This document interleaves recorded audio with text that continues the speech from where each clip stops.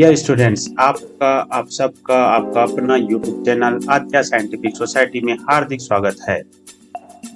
आज का हमारा चैप्टर है फिजिकल एंड केमिकल चेंजेस, जो केमिकल कॉम्बिनेशन लेसन 1 से लिया गया है। यह टॉपिक क्लास 10 के केमिस्ट्री या रसायन विज्ञान से लिया गया है, रासायनिक अभिक्रियाएं। तो हमारा टॉपिक है आज का physical and chemical changes. Dear students, हमारे आसपास बहुत सारे परिवर्तन होते रहते हैं। ये परिवर्तनों में कुछ परिवर्तन फिजिकल और कुछ परिवर्तन केमिकल होते हैं, अर्थात कुछ परिवर्तन आपका भौतिक और कुछ परिवर्तन रासायनिक होते हैं। आज के सेशन में हम लोग देखेंगे कौन से परिवर्तन भौतिक परिवर्तन है और कौन से परिवर्तन रासायनिक है।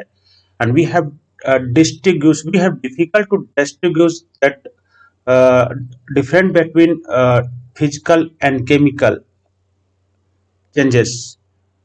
So after completion of this chapter, you will able to distinguish the physical and chemical changes.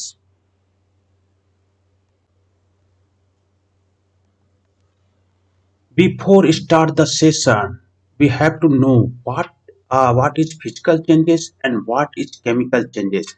हम अगर लेमन या देसी भाषा में बोले कि फिजिकल चेंजेस क्या है और केमिकल चेंजेस क्या है, तो देसी भाषा में हम लोग इस प्रकार डिफाइन कर सकते हैं। Physical changes, matter does not change into different substance. मतलब फिजिकल चेंजेस में मैटर में कोई परिवर्तन नहीं होता, कोई दूसरा प्रोडक्ट नहीं बनता, प्रोडक्ट वही रहता है। Matter does not change into different product or substance in physical changes. Only shape and size are changes. Only shape and size are changes. और केमिकल चेंजेस में मैं बता देता हूँ कि max new substance. Chemical changes जब भी होगा नया सब्सटेंस बनेगा, नया पदार्थ बनेगा, न्यू सब्सटेंस फाउंड। तो इतना याद रखो, in physical changes only shape and size are change. कोई नया प्रोडक्ट नया सब्सटेंस नहीं बनता। केमिकल चेंजेस में नया प्रोडक्ट या नया सब्सटेंस बनता है। तो चलिए हम कुछ उदाहरण में देखते हैं कौन सा फिजिकल चेंजेस है और कौन सा केमिकल। पहला एग्जांपल देखिए, ये बड़ा सन्नी भाई का 2.5 किलो का मुक्का, सॉरी हाथ। देखिए ग्लास है, ये ग्लास टूट के छोटे छोटे टुकड़ों में टूट रहा है और कुछ टूट के गिर भी गया होगा। तो टूटा हुआ पदार्थ को भी ग्लास कहते हैं, और जो यहाँ पे बाकी पदार्थ भी ग्लास था। मतलब ग्लास ग्लास ही रहा, कोई प्रकार का केमिकल चेंजेस नहीं आया। तो ये कौन सा परिवर्तन है? ये है फिजिकल चेंजेस, भौतिक परिवर्तन। सिर्फ भौतिक रूप चेंज हुआ है, तो ये भौतिक परिवर्तन या फिजिकल चेंजेस है। नेक्स्ट एग्जांपल देखिए, जब हम लोग छोटे थे तो कागज के ये बोट, ये नाव बनाते थे। ये सबसे फेवरेट गेम हुआ करता था पुराने जमानों में। आजकल के बच्चे के पास तो डिजिटल बोर्ड्स है, डिजिटल गेम्स है, पर हमारे टाइम में हम बरसात में जब स्कूल से आते थे छोटा छोटा कागज के नाव बना के रखते थे। जहां भी पानी या थोड़ा भी पानी वगैरह देखते थे वहां पे इसको तैरा देते थे। इस प्रोसेस पे हम लोग क्या करते थे, एक ग्लास, एक कागज का पूरा पेज रहता था। पेज को हम लोग मोड़ते थे, फिर एक शेप देते थे। तो ये भी बना किससे है? पेपर से है, और पेपर ये भी है। तो इसमें भी कोई प्रकार का केमिकल परिवर्तन नहीं होता, इसमें सिर्फ फिजिकल परिवर्तन होता है, सिर्फ शेप और साइज में चेंजेस हुआ है। तो ये क्या है? फिजिकल चेंजेस या भौतिक परिवर्तन।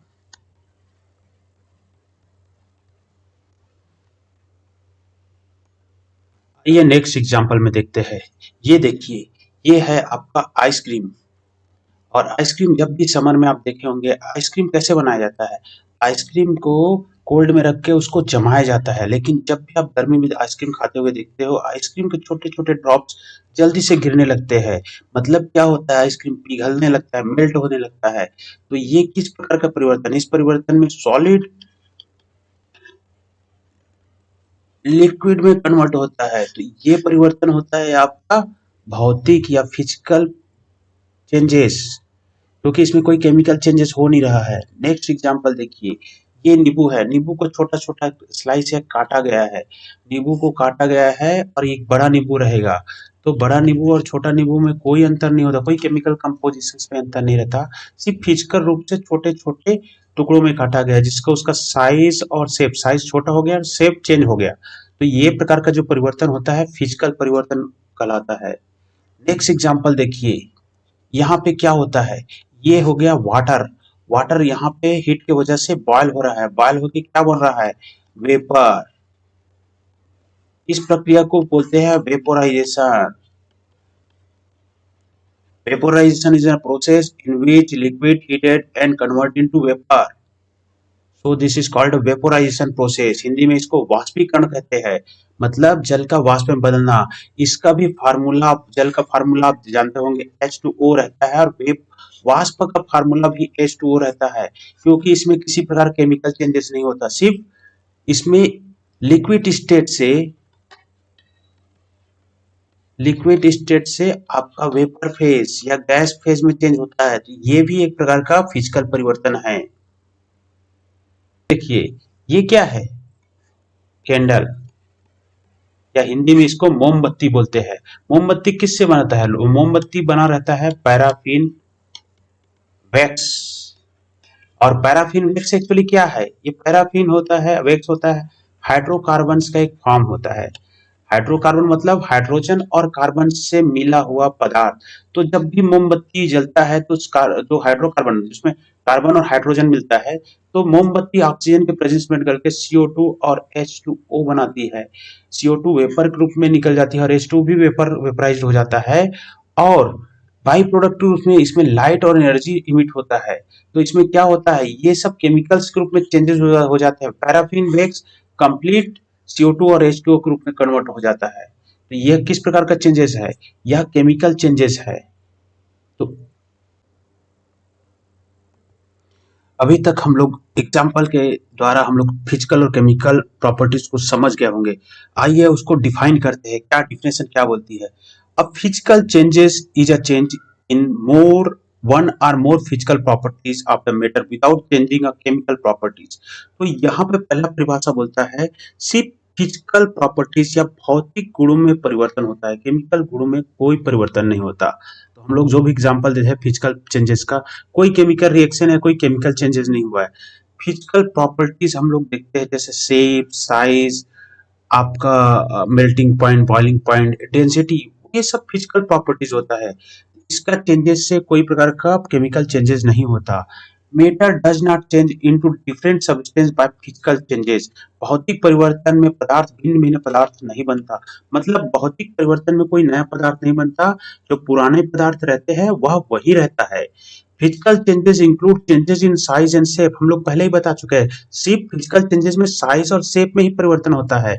तो कुछ फिजिकल चेंजेस का यहाँ पे एग्जांपल दिया गया है, देखिए, कटिंग, बेंडिंग मोड़ना, डिजॉल्व घोलना, फ्रीजिंग, बॉइलिंग एंड मेल्टिंग, ये सब जो है तो फिजिकल चेंजेस के उदाहरण है।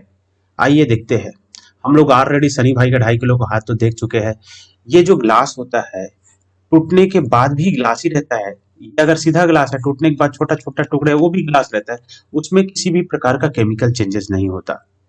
ऑलरेडी पढ़ चुके हैं, कागज को, कागज का पूरा पेज ले लो तो भी वो पेपर कहलाएगा, चाहे उसका बोट बना लो, चाहे आप एरोप्लेन बना लो, वो पेपर का सिर्फ शेप और साइज चेंज हो रहा है, कोई प्रकार का केमिकल चेंजेस नहीं हो रहा है। नेक्स्ट एग्जांपल, ये देखिए, आइसक्रीम मेल्ट होकर नीचे गिर रहा है। यहाँ क्या हो रहा है, ये आइसक्रीम सॉलिड रहता है या सेमी सॉलिड रहता है, यहाँ पे लिक्विड स्टेज में चेंजेस हो रहा है, तो सिर्फ स्टेज में चेंज हो रहा है, फिजिकल चेंजेस हो रहा है। यहाँ पे देखिए, नींबू, नींबू, बड़ा हुआ नींबू को काट के छोटा छोटा शेप और साइज में परिवर्तन करके रख दिया गया है, यह भी फिजिकल चेंजेस है, सिर्फ शेप और साइज में ही चेंजेस हो रहा है। यहाँ देखिए, वाटर यहाँ पे बॉयल हो रहा है, और बॉयल होके क्या बनता है, वेपर, इसको वेपोराइजेशन कहते हैं। इसका भी फार्मूला H2O रहता है वेपर का, और वाटर का भी फार्मूला H2O रहता है। इसमें किसी भी प्रकार का केमिकल चेंजेस नहीं होता, सिर्फ लिक्विड स्टेट, ये जो वाटर होता है लिक्विड स्टेट में रहता है, और ये होता है वेपर स्टेज में, सिर्फ एक स्टेज से दूसरे स्टेज में कन्वर्ट होता है, ये फिजिकल चेंजेस है।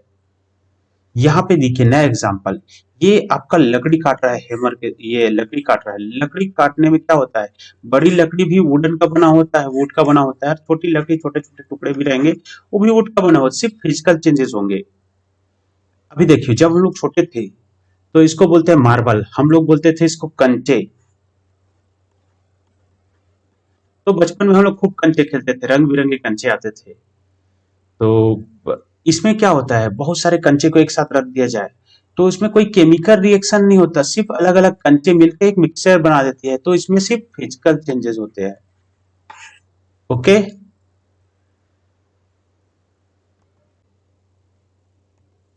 आइए केमिकल चेंजेस के बारे में पढ़ते हैं। Chemical changes max a new substance, मतलब सीधी सी बात बोल दिया है, केमिकल चेंजेस में नए सब्सटेंस बनते हैं। हम लोग पहले ही बता चुका है, रासायनिक परिवर्तन से नए पदार्थ बनते हैं। तो यहाँ जब भी केमिकल चेंजेस होगा कोई नया सब्सटेंस या कोई नया पदार्थ बनेगा। आगे एक और डिफिनेशन है, chemical changes also known as chemical reactions. तो कभी भी केमिकल चेंजेस होगा तो उसमें केमिकल रिएक्शंस होगा, याद रखिएगा। और देखिए जब भी केमिकल रिएक्शंस होगा, कोई भी केमिकल रिएक्शंस में पार्टिसिपेट करने वाले पदार्थों को रिएक्टेंट बोलते हैं, अभिकारक। और जो रिएक्शंस के बाद जो पदार्थ नए पदार्थ बनते हैं उसको प्रोडक्ट बनते हैं। तो जब भी केमिकल चेंजेस होता है उसमें केमिकल रिएक्शंस होगा, उसमें रिएक्टेंट या अभिकारक रिएक्शंस पे पार्टिसिपेट करेंगे और रिएक्शंस के बाद प्रोडक्ट या उत्पाद बनाएंगे। आइए कुछ एग्जांपल द्वारा देखते हैं। हम लोग ऑलरेडी देख चुके हैं, ये देखिए आयरन। आयरन इसका फार्मूला होता है Fe। आयरन जब भी सल्फर या फिर वाटर के साथ रिएक्ट करके सल्फाइड या आयरन ऑक्साइड्स बनाते हैं, जो इसका लेयर शुरू में आ जाता है, जिससे लोहे में रस्टिंग बोलते हैं या करोजन बोलते हैं या जंग लगना भी बोलते हैं। तो ये प्रोसेस में क्या होता है, एक नया पदार्थ बनता है। देखिए नया पदार्थ कैसे बनता है, हालांकि आपके सब्जेक्ट में नहीं है फिर भी मैं आपको बता देता हूँ।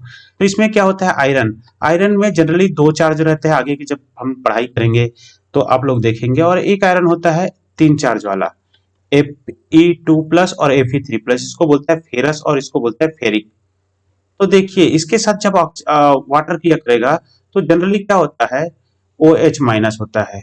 जो वाटर होता है H2O रहता है, H+ और OH- बनाता है, हाइड्रोजन आयन प्लस और हाइड्रोक्साइड आयन माइनस बनाता है। ओके, तो यहाँ पे हाइड्रोक्साइड के दो की जरूरत, क्योंकि यहाँ 2+ है तो यहाँ पे दो हाइड्रोक्साइड आयन की जरूरत हो, ये बनाएगा FeOH2। और इसके फलस्वरूप अगर मैं कंट्रोल कर तो हाइड्रोजन गैस निकलेगी, तो ये वैसे ये FeOH3 भी बनाएगी। तो इसको बोला जाता है फेरस हाइड्रोक्साइड और फेरिक हाइड्रोक्साइड। फेरस और फेरिक हाइड्रोक्साइड बनने से आयरन का जो हाइड्रोक्साइड के कारण आयरन में करोजन होता है। तो एक प्रकार का केमिकल रिएक्शन है, आगे हम लोग इसके बारे में डिटेल पढ़ेंगे।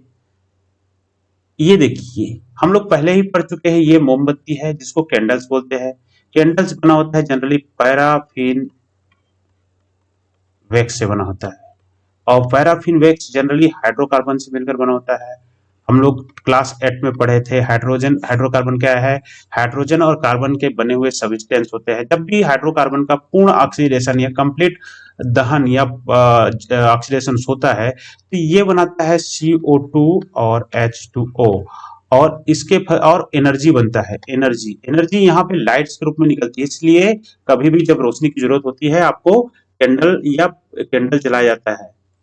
नेक्स्ट एग्जांपल देखिए, यहाँ पे देखिए पेपर है, पेपर बर्न होना है, पेपर बर्न होके क्या बनता है, यहाँ पे राख बन जाएगा और क्या निकलेगी, CO2 गैस निकलेगी, और अगर उसमें वाटर वेपर है तो H2O निकलेगी। तो यहाँ भी केमिकल चेंजेस होता है, पेपर पेपर नहीं रह जाता, पेपर राख बन जाता है। यहाँ पे देखिए ये आपका है दही, इसको बोलते हैं कर्ड। कर्ड कैसे बनता है, मिल्क को ओवरनाइट रख दो या एक दो रात को खुला छोड़ दिया जाए तो मिल्क ऑटोमेटिक कर्ड में चेंज हो जाता है। क्या होता है मिल्क, क्यों कर्ड में चेंज होता है, हम लोग क्लास 8 में पढ़े होंगे।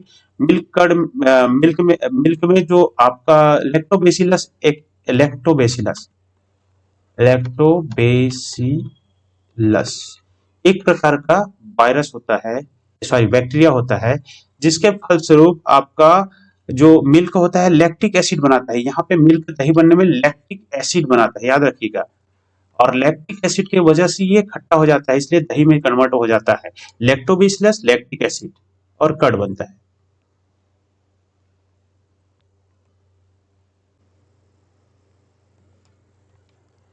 नेक्स्ट रिएक्शन देखिए, ये क्या होता है आपका डाइजेस्टिव सिस्टम। डाइजेस्टिव सिस्टम में क्या होता है, जब आप कुछ चीज ग्रहण करते हैं या खाते हैं तो आपका ये होता है स्टमक स्टमक और इंटेस्टाइन पे जाके इसका डाइजेशन होता है। डाइजेशन होने के बाद जो भी आवश्यक एनर्जीज होता है, प्रोटीन होता है, फैट्स होता है, इसको बॉडी एब्जॉर्ब कर लेते हैं। एब्जॉर्ब करने के बाद जो रिटेन पदार्थ होते हैं वो आपका यहाँ से निकल जाता है। तो ये कंप्लीट पोजीशन होता है डाइजेस्टिव सिस्टम। तो डाइजेस्टिव सिस्टम में क्या होता है, केमिकल चेंजेस होते हैं आपका। केमिकल चेंजेस में आपका जो जैसे आपका ग्लूकोज होता है, ग्लूकोज से आपका एनर्जी प्राप्त होता है, फूड ग्रेन्स भी आपको एनर्जी कन्वर्ट होते हैं और बॉडी को ऊर्जा मिलती है, प्रोटीन मिलता है, और बाकी जो अपशिष्ट पदार्थ होते हैं आपके निकल जाते हैं इस मार्ग से। तो ये भी एक प्रकार का हो गया केमिकल रिएक्शन, क्योंकि यहाँ पे केमिकल चेंजेस हो रहे हैं, पदार्थ का फॉर्म ही चेंज हो गया और उसका कंपोजिशन भी चेंज हो गया। नेक्स्ट है आपका अंडा। आपने कभी घर पे देखा होगा, संडे के संडे रोज खाओ अंडे। तो अंडे क्यों खाने के लिए बोला जाता है, क्योंकि अंडे में प्रोटीन पाया जाता है। अंडे में कौन सा प्रोटीन पाया जाता है, ओवल बीन, शायद ओवल बीन, ओवल्बोमिन नाम हो, मैं बहुत पहले पढ़ा था ओवल्बोमिन। ये प्रोटीन होता है, हेल्थ के लिए बहुत अच्छा होता है, इसलिए लोग बोलते हैं अंडे खाने का लिए। तो क्या होता है, अंडे को जब कच्चा अंडा रहता है, कच्चा अंडा देखा होगा कभी टूटा होगा तो जो ऑमलेट बनाते समय वो पार्ट येलो टाइप का रहता है। बट जब अंडे को उबाला जाता है तो उसका सबसे पहले जो प्रोटीन होता है, ओवल्बिन या अन्य जो प्रोटीन्स मिलते हैं उसमें, वो पहले टूटते हैं, फिर टूट के अलग होते हैं, फिर आपस में फिर हाई टेम्परेचर जुड़ जाते हैं और ये व्हाइट कलर का वो बना लेते हैं, व्हाइट कलर का ये, और अंदर में येलो कलर का अलग डिपॉजिट हो जाता है। तो इस प्रकार अंडे बनने में एक नया केमिकल चेंजेस होता है, इसलिए इसको केमिकल रिएक्शन में माना गया है। नेक्स्ट हो गया, ये देखिए बेकिंग। बेकिंग, कभी भी केक बनाया होगा, केक बनाने के प्रोसेस में क्या होता है, केक बनाने के लिए गेहूं का आटा लेते हैं, गेहूं का आटा को पीस कर उसको वाटर डाला जाता है। गेहूं में कौन सा प्रोटीन पाया जाता है, गेहूं में ग्लूटीन पाया जाता है, ग्लूटीन और अन्य प्रोटीन पाया जाता है। ये क्या ग्लूटीन क्या होता है, आपस में गुथ जाते हैं और गुथ जाते हैं, और जब यही ग्लूटीन में आप क्या बेकिंग में क्या बनाता है, खाने का सोडा डालता है, सोडियम बाइकार्बोनेट डाला जाता है, सोडियम बाई कार्बोनेट। जब सोडियम बाइकार्बोनेट डाला जाता है तो यहाँ कार्बन डाइऑक्साइड निकलते हैं और इसका कलर चेंज हो जाता है, ये पफ या रोटी के रूप में हो जाता है, ब्रेड के रूप में कन्वर्ट हो जाता है। तो इस प्रकार के प्रोसेस को बेकिंग कहते हैं। तो बेकिंग में भी केमिकल प्रोसेस इन्वॉल्व रहता है। ये देखिए ये क्या हो रहा है, यहाँ पे जो फल होते हैं पक रहे या सड़ रहते हैं, पकना और सड़ना होता है कुछ विशेष प्रकार के बैक्टीरिया के प्रेजेंस में होता है। तो इसमें भी एक प्रकार केमिकल चेंजेस होता है, क्योंकि इसमें सड़न पैदा होती है फल वल में, इस कारण इसको केमिकल चेंजेस के श्रेणी में रखा गया है। आपका फूड पदार्थ जो भी सड़ता है वो भी केमिकल चेंजेस की वजह से ही सड़ता है। अब ये देखिए फायर, फायर, यहाँ पे फटाके जल रहे हैं, यहाँ पे रंग बिरंगी रोशनियां होती है। ये रंग बिरंगी रोशनियां क्यों होती है, क्योंकि उसमें सोडियम या पोटेशियम के सॉल्ट्स होते हैं, जो हाई टेम्परेचर पे सोडियम पोटेशियम या कोई भी ट्रांजिशन मेटल्स के सॉल्ट होते हैं, ये सॉल्ट होते हैं हाई टेम्परेचर जाके आपका लिबरेट होते हैं, आयंस लिबरेट होते हैं, जिसके वजह से अलग अलग कलर्स के आपका रोशनी निकलती है। ये देखिए ये क्या है, मैच स्टिक होता है या माचिस की तीली हो गया। माचिस की तीली जलाने से क्या होता है, माचिस की तीली पे यहाँ पे फ्यूल्स लगा रहता है, अगर इसको जलाते हैं तो ये CO2 कार्बन डाइऑक्साइड बनाता है, H2O बनाते हैं और एनर्जी लिबरेट करता है, जो एनर्जी होता है लाइट के रूप में मिलता है। तो यहाँ भी केमिकल चेंजेस होता है, क्योंकि माचिस की तीली जलने के बाद माचिस नहीं रह जाती है तो राख में कन्वर्ट हो जाती है।